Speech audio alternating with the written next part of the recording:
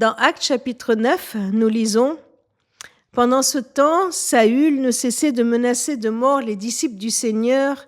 Il alla trouver le grand prêtre et lui demanda des lettres d'introduction pour les synagogues de Damas, afin que s'il y trouvait des personnes, hommes ou femmes, qui suivaient le chemin du Seigneur, il puisse les arrêter et les amener à Jérusalem. Il était en route pour Damas et approchait de cette ville, quand tout à coup, une lumière qui venait du ciel brilla autour de lui. Il tomba à terre et entendit une voix qui lui disait: « Saul, Saul, pourquoi me persécutes-tu » Il demanda: « Mais qui es-tu, Seigneur » Et la voix répondit: « Je suis Jésus, que toi tu persécutes. Mais relève-toi, entre dans la ville et là on te dira ce que tu dois faire. » S'il y a des appels qui sont étonnants, c'est bien celui de ce Saul qu'on appellera Paul.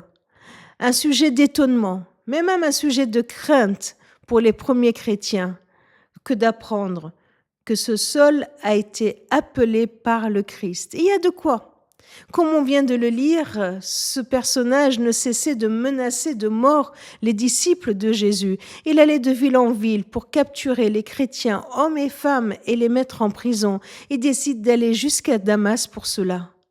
Un homme déterminé, un homme violent qui ne recule devant rien.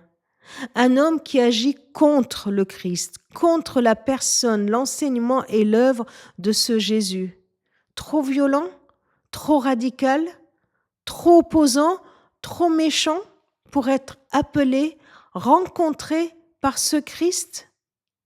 Paul vient nous rappeler, au travers de ces quelques versets qui décrivent cette rencontre, qu'à chaque fois que nous pensons que telle personne ne pourrait jamais être disciple du Christ, eh bien, que rien n'est impossible à Dieu.